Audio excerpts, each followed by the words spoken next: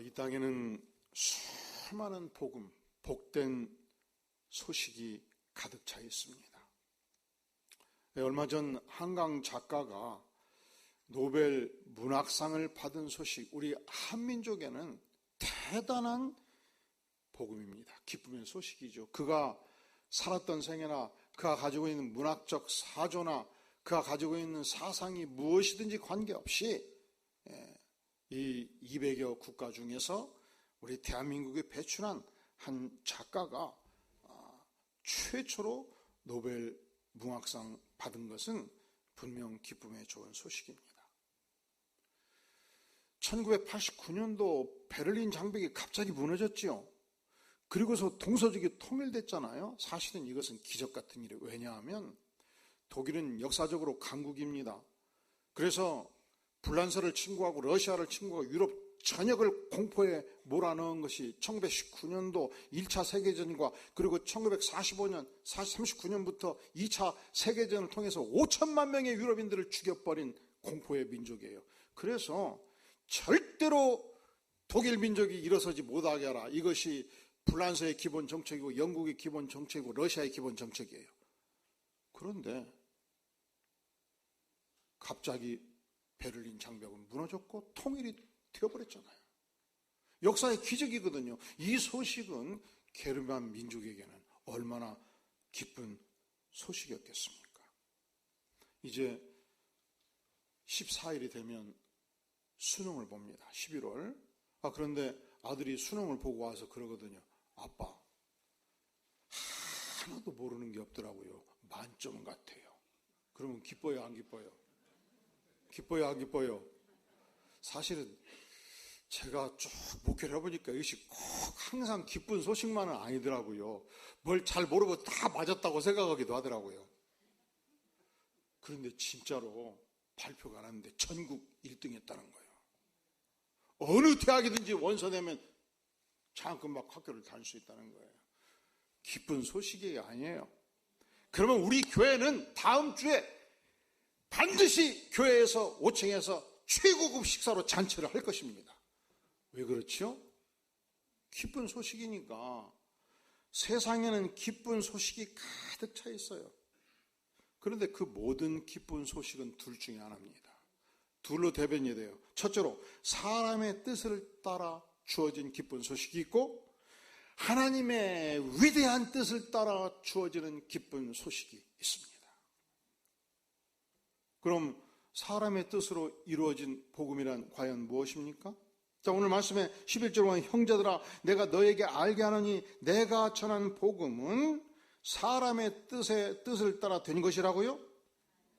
아니라고 그러잖아요. 그러니까 어떤 복음이 하나님께서 주신 유일한 복음이고 어떤 복음이 사람의 뜻으로 나온 복음인가 우리가 구별할 수 있어야 되지 않겠습니까? 사람의 뜻으로 이루어진 복음이란 전능하신 하나님, 창조주 하나님, 절대 주권자 하나님으로부터 오지 아니한 복음입니다. 한계 지워진 피조물인 인간의 두뇌, 인간의 가슴에서 나온 복음입니다. 죄 많은 인생의 가슴에서, 머리에서 나온 복음입니다. 그러니까 우리에게 영생을 주는 진정한 복음의 입장에서 보면 다 가짜 복음이에요. 유대사에서 유대 그리스도인들이 믿는 복음이 있었습니다. 그것은 예수 그리스도를 믿을 뿐만 아니라 할례를 받고 모든 구약의 법규를 지킴으로 유대인의 전통을 100% 성실하게 수행하는 자로서 살아가는 삶이 구원이 있다. 그런 자만이 1등급 인간이다. 이렇게 잘못된 복음을 가르치고 있었습니다. 또한 사도 바울이 살았던 그 시대는 수많은 인생 현자들의 가르침과 사조와 사상이 있었습니다. 바울 사도가 유명한 문명의 본산 그리스 반도의 아테네 도시에 들어갔을 때 그는 몇몇 유명한 현자들을 만납니다. 철학자들을 만납니다. 첫째로 에피쿠로스 학파 철학자들을 만나죠. 에피쿠로스 학파의 창설자가 누굴까요? 고등학교 다닐 때 막 외웠잖아요. 이것을 우문 현답이라고 그래요. 에피쿠로스 학파의 창설자는 에피쿠로스예요. 그는 인생의 의미란 무엇이냐? 정신적 쾌락을 추구하는 데 있다고 봅니다. 그러니까 인생의 목적을 욕망을 추구하는 데 있다고 생각하거나 명예욕을 추구하는 데 있다고 생각하는 것, 그것은 욕망의 노예가 되는 길이라고 말합니다. 그 인생의 의미란 정신적 쾌락이 있으며 이 정신적 쾌락을 누리게 되면은 빵과 물을 마시는 거친 식사를 한다 할지라도 인생은 행복할 수 있다는 것입니다. 그러므로 이 땅의 모든 인생들은 헛된 미신에 미혹되지 말 것이며 아름다운 우정과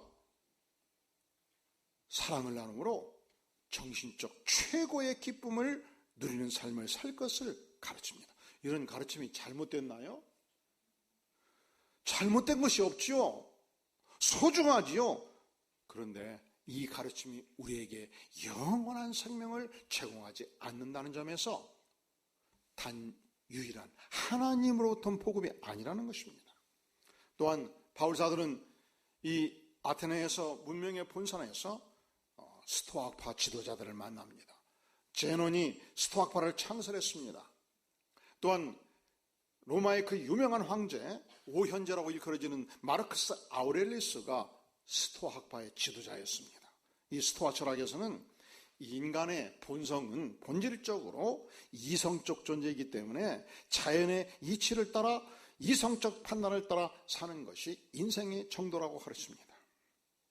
그래서 만약에 인간이 이성적 판단을 그르치고 감정의 충동대로 살게 되면 반드시 과오를 범하게 된다는 것입니다. 따라서 우리 인생은 금욕과 평정심을 가지고 사는 것이 아주 중요한 것이며 감정의 충동을 억제하고 이성의 판단을 중시하며 금욕과 평정심을 온전히 가지고 사는 것이 현자의 길을 가는 것이라 말합니다. 이는 과거 우리 조선 반도에서 사대부 선비들이 사서상경을 열심히 읽고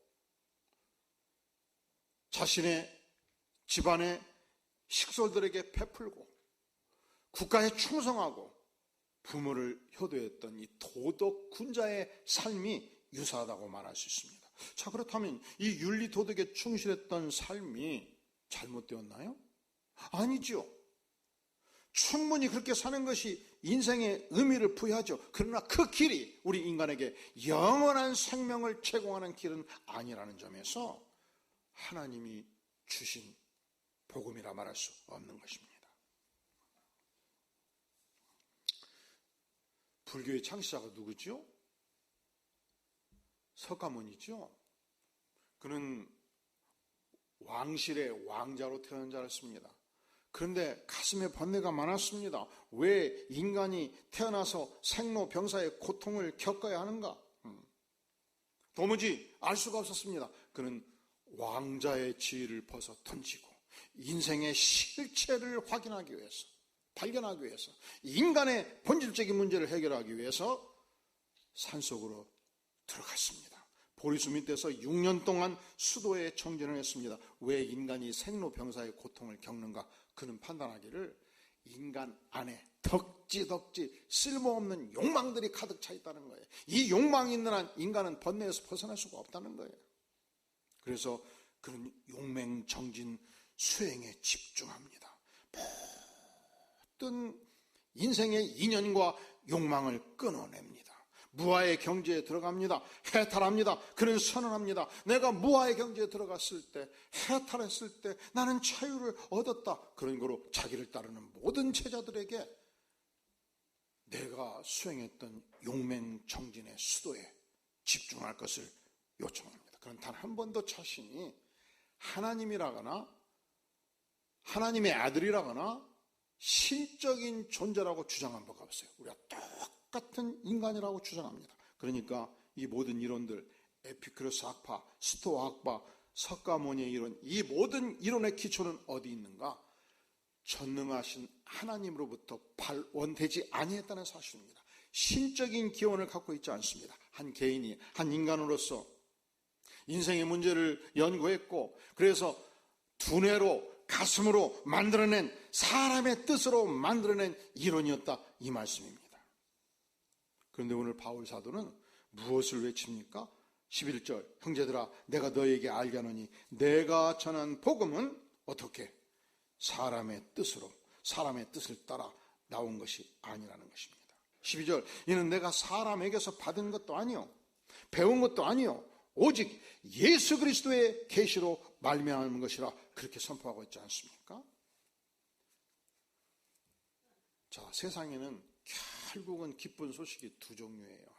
하나는 사람의 뜻을 따라 온 소식이고요. 그리고 또 하나는 전능하신 하나님 예수 그리스도의 계시로 주어진 복음입니다. 이 예수 그리스도의 계시로 주어진 복음을 알 때, 이해할 때, 믿을 때 우리는 모든 인생의 죄를 해결하고 죄의 문제를 해결하고 죄의 싹은 사망이라 사망의 권세를 이기고 영생의 축복을 누리게 되는 것입니다. 여기서 예수 그리스도의 계시란 아포칼립시스, 감추인 것을 드러내는 것을 말합니다. 예수 그리스도의 복음은 역사 속에서 감춰져 있었습니다. 그러니까 이 복음은 인간이 열심히 연구하고 인간의 가슴으로 열심히 느껴서 알 수 있는 복음이 아니에요. 왜냐하면 감춰져 있기 때문에. 여러분이 아무리 연구한다 한들 이 사람의 손 안에 무엇을 쥐고 있는지 알 수가 있어요, 없어요? 알 수가 있어요, 없어요? 없지요. 그런데 어떻게 알 수 있습니까? 제가 열면 알 수 있어요. 하나님이 우리에게 주신 이 위대한 예수 그리스도의 복음은 계시로만 알 수 있어요. 열어주셔야 합니다. 근데 여러분, 열어보면 뭐가 있어요? 아무것도 없어요. 아무것도 없어요. 아니지요. 이 땅의 모든 거짓 복음, 예수 그리스도의 복음이 아닌 것은 열면 아무것도 없어요. 찰나적인 거예요. 언젠가는 소멸될 거예요. 모든 것은 사라집니다. 예수 그리스도의 복음은 아닙니다. 영원합니다. 영원한 생명입니다. 온전한 진리입니다. 단 하나의 유일한 복음입니다. 이 안에 있어요. 이 안에 뭐가 있어요?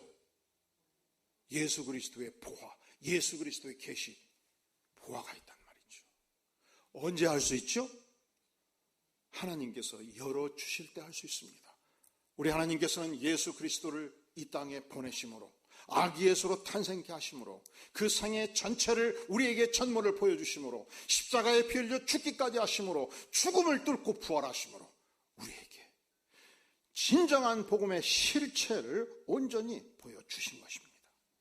열어주셨습니다. 우리는 보았습니다. 믿었습니다.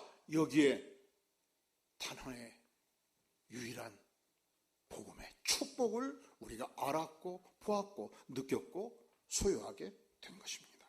그래서 기독교만이 계시의 종교예요. 이 계시의 종교를 알지 못하는 자들은 끊임없이 질문합니다. 신이 어디 있는가? 하나님이 존재하는가? 어떻게 존재하는가? 세상은 어떻게 만들어졌는가? 인간은 과연 어떤 존재인가? 인간 세계에 왜 비극은 지속되는가? 지구의 종말은 어떻게 다가오는가? 이 지구와 우주는 어떻게 생성되었는가?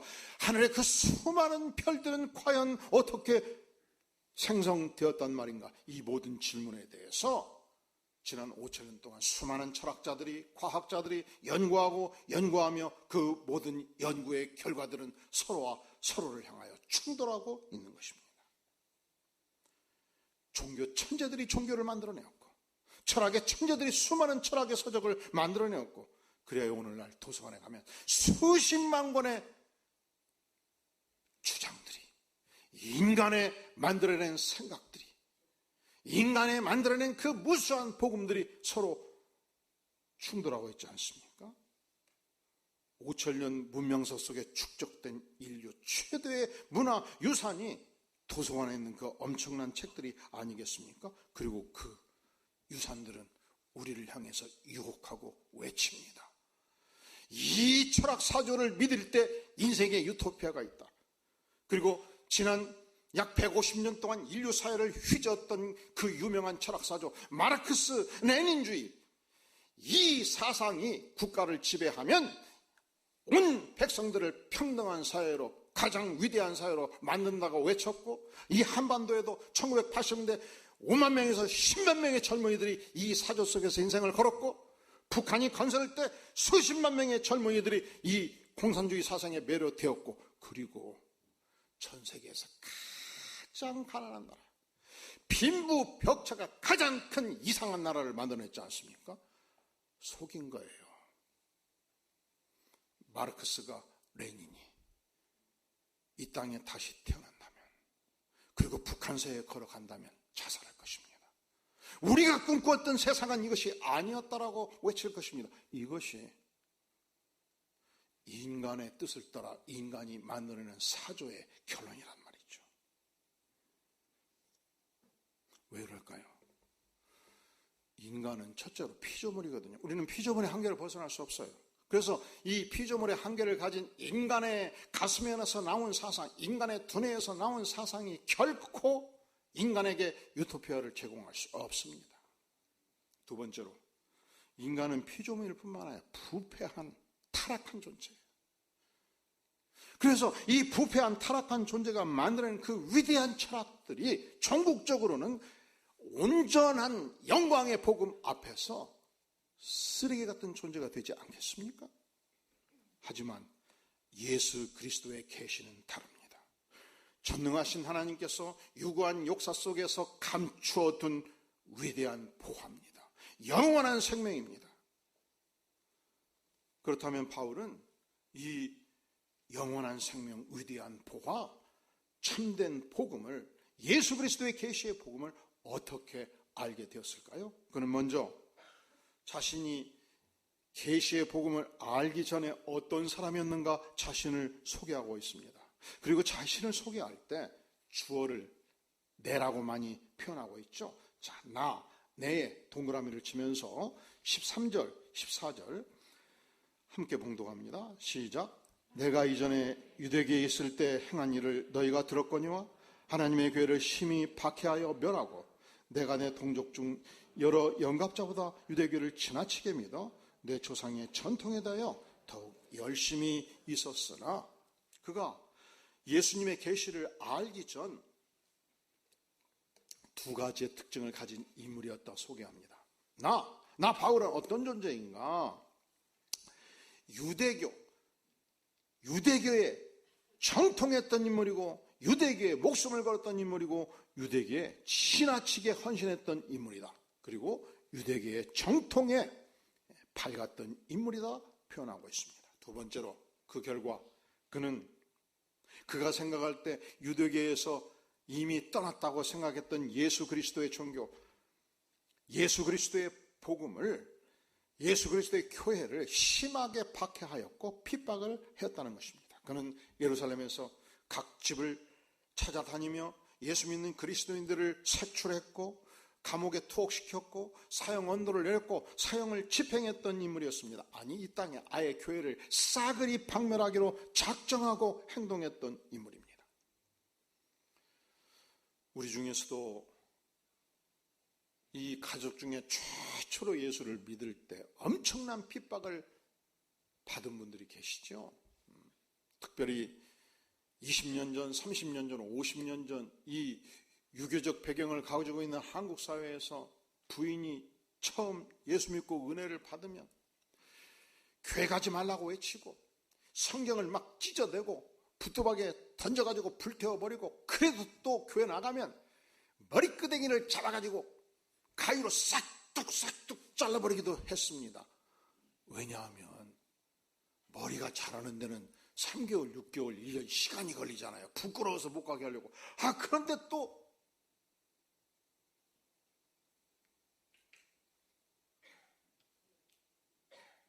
그렇다고 안 갑니까? 눈물 흘리면서 수건 하나 뒤집어 쓰고 교회 가서 기도를 한단 말이죠. 그러면서 충격을 받아요. 남편이 충격을 받아요. 아니, 이 정도 했으면 멈춰야지.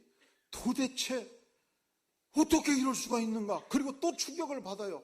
각진이 아침, 점심, 저녁을 대접하는 부인을 보면서 불쌍한 생각이 들어요.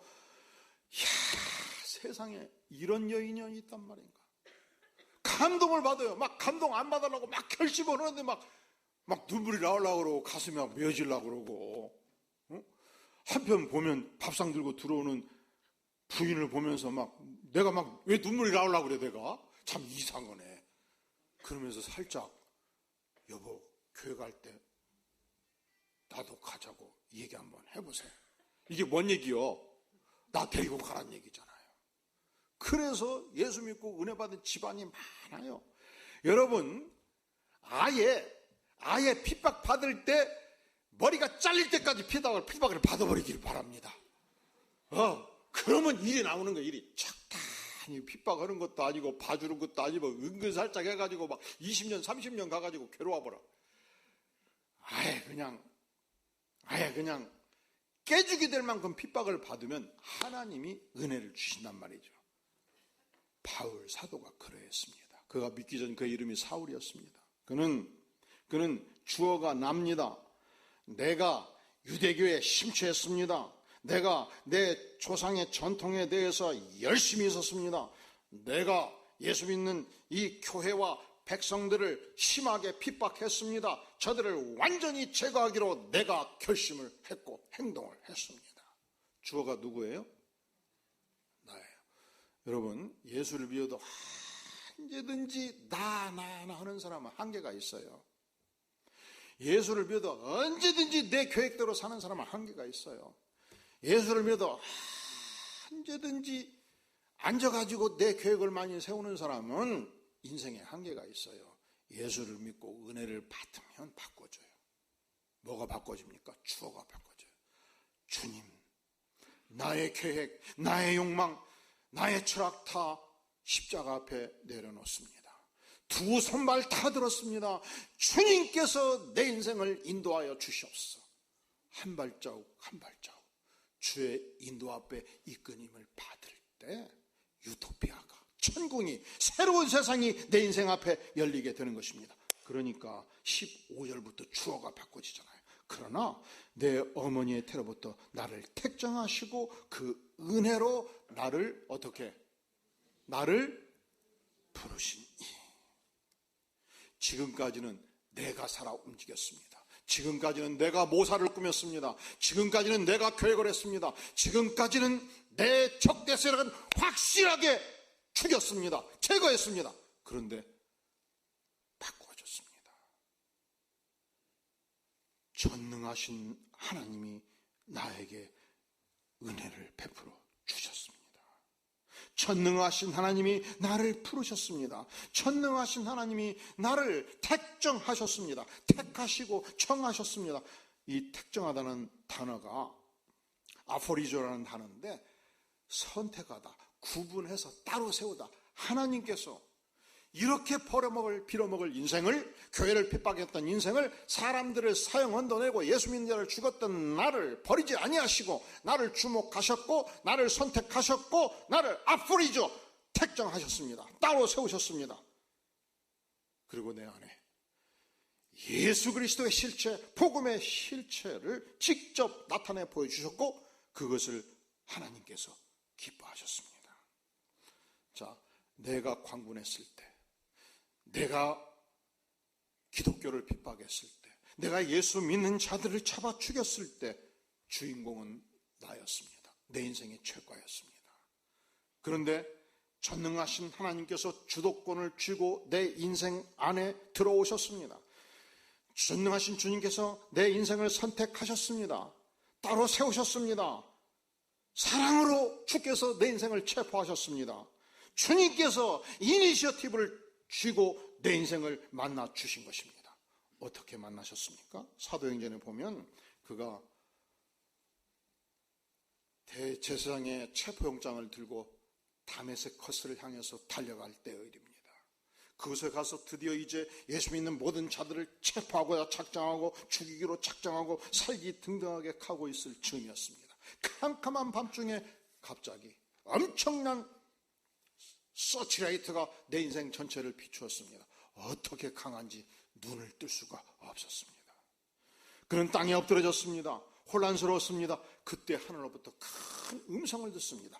사울아, 사울아, 어찌하여 나를 핍박하느냐. 그는 비몽사몽간에 주님, 당신은 누구시니까? 나는 너가 박해하는 예수라. 너는 인하라 시내로 들어가라. 내가 행할 것을 너에게 이를 자가 있느니라. 그는 그때로부터 3일 동안 도무지 앞을 볼 수가 없었습니다. 캄캄했습니다. 그는 그때로부터 3일 동안 아무것도 먹을 수가 없었습니다. 아무것도 마실 수가 없었습니다. 그때 예수님을 체험했고, 그때 예수님과 교제했고, 그때 예수님의 위대한 진리를 만날 수 있었습니다. 예수님께서 그 영혼 전체를 사로잡은 것입니다. 아나니아 선지자를 통해서 그날 이후 바울이 살아가야 될 사명, 바울이 살아가야 될 생애의 사명을 들려주셨습니다. 이 사람은, 바울은 내 이름, 예수 그리스도의 이름을 이방인과 임금들과 이스라엘 자손들에게 전하기 위하여 택한 나의 그릇이라. 그 이후 그는 예수님께서 주신 이 복음의 영광을 알고 그는 성숙한 그리스도인으로 전 세계의 복음을 증거할 만한 위대한 하나님의 사람으로, 그리고 기독교 교회를 완성하는 위대한 신학자로, 성숙한 하나님의 백성으로 바꾸어 주신 것입니다. 어떻게 주께서 그렇게 위대한 하나님의 사람으로 바꾸어 주셨는가? 그런 몇 가지 증언을 하는데 그 증언의 내용이 이렇습니다. 16절 시작. 그의 아들을 이방에 전하게 하여 그를 내 속에 나타내시기를 기뻐하셨을 때 내가 곧 혈육과 의논하지 아니하고. 첫째로 그는 그가 발견한 이 진리를, 이 위대한 복음을 가까운 혈육과 가까운 인생들과 일체 협의하지 아니했다. 그러므로 이 복음은 주변의 인생들로부터 배운 것이 아니라 말합니다.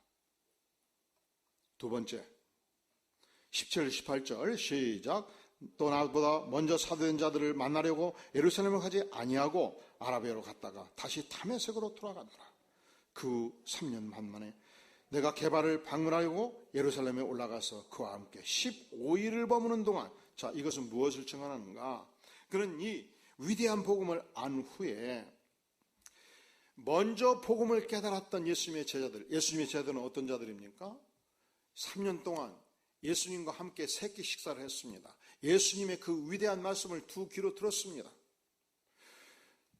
예수님이 무수한 병자들을 고치는 것을 직접 보았습니다. 예수님께서 온 인류의 죄를 안고 고난 당하시는 그 고통의 현장을 보았고, 십자가에 못 박히는 걸 알았고, 그리고 부활하셔서 다시 만나주셨고, 그리고 승천하는 모습을 직접 목도했던 제자들이죠. 그런데 바울은 이 복음을 명확히 깨달은, 예수님으로서 3년 동안 교육받은 수제자 베드로, 12제자 한 사람이었던 예수님의 동생이었던 야고보와 다른 야고보를 만났을 때 단지 15일 동안 만나는 것이 전부였다. 그리고 3년 동안 예수님과 교제하는 데 집중하였다. 그렇게 고백하지 않습니까? 그리고 21절 그 후에 내가 수리아와 길리기아 지방에 이르렀다. 그러니까 그가 복음을 깨달은 후 3년간 아라비아 사막에서, 그리고 11년간 수리아와 길리기아 지방에서 이 복음의 교제, 그리스도와의 교제에 집중했다는 사실을 보여줍니다. 자, 바울의 주장은 이래요. 내가 받은 복음은 무엇인가? 하나님이 주도권을 주고 직접 나를 만나주시고 깨우쳐 주신 복음이라고 선포합니다. 내가 받은 복음은 무엇인가? 일체 사람으로부터 받은 복음이 아니라고 주장합니다. 심지어 예수님의 수제자였던 베드로, 예수님의 제자였던 야고보를 만난 것도 단 보름에 불과하다. 세 번째, 그러므로 내가 받은 이 복음은 베드로의 복음, 야고보의 복음과 동일한 복음인 것을 확인했다고 표현해주고 있는 것입니다. 그리고 그는 예수님과 충분히 교제하면서 그가 청통했던 구약 성경과 깊은 영혼의 묵상 속에서 성숙을 향해서 자라갔다는 사실을 보여주는 것입니다. 우리가 세상에서도 한 분야에 정통하려면 3년, 5년, 10년 스승과 교제하면서 스승과 함께 살면서 체득하지 않습니까? 여기 2조 백자가 있다 할지라도 2조 백자가 있다고 하십시다. 보통 요즘 그 유명한 백자들은요, 막 300년, 400년 백자들은 5천만 원에서 10억을 한대요. 얼마? 5천만 원에서 얼마? 10억짜리라고 보자고. 그러면 이거 이렇게 놔두겠습니까? 어떻게 놔둬야 돼요? 당장 유리함을 만들어야죠. 아무나 와서 만지다가 탁 넘어가면 그냥 얼마가 날아가요. 보통 일이 아니잖아요. 그런데 이 2조 백자, 그 유명한 1인자 도공이 되고자 하면 어떤 삶을 사는가, 내가 그런 도공이 되고자 할 때 어떻게 살아가는가, 일단 유명한 스승의 문화상으로 들어가는 거예요. 근데 보니까 그 유명한 도공의 제자들이 30명, 40명 있어요. 그럼 어떡합니까? 문간방에 기거하면서 새벽부터 스승 방에 그물부터 떼기 시작하는 거예요. 아침밥 치워드리고 온갖 허드렛 일을 하면서 스승을 눈동자같이 지켜보는 거죠. 흙을 어떻게 다루는지, 또 어떻게 흙과 물을 배합하는지, 완성된 이 도자기를 어떻게 굴 속에 집어넣는지, 불을 어떤 색깔까지 몇 시간 동안 달구는지 매일같이 스승의 움직임을 지켜보고, 하루가 마감될 때 마지막 스승 이부자리를 펴드리고 표면이 주무시옵소서 하면서 다음날 늦다같이 일어나서 다시 스승의 곁을 지키기 시작하지 않겠습니까? 그렇게 3년, 5년, 10년, 15년 하다 보면 문화생들 30명, 50명 중에서 스승이 생각하고 기도하고 마지막 비밀의 기술을 전수하기 위해서 3명, 4명 뽑지 않겠습니까? 이리 오너라, 너희들은 내 곁에서 이 기술을 앞으로 5년 동안 익히거라. 그래서 완성될 때 너는 이제 완성되었다. 일가를 이루어라. 나에게 배울 것 다 배웠다. 선포하지 않겠습니까? 조선시대에 임진왜란이 일어났을 때 이천 지역에, 남원 지역에 유명한 도공들이 있었습니다.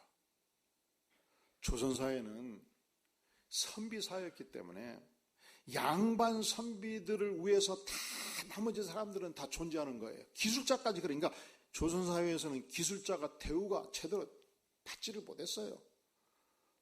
그런데 일본의 군사들이 남원의 도공 몇십 명을 잡아다가 가요.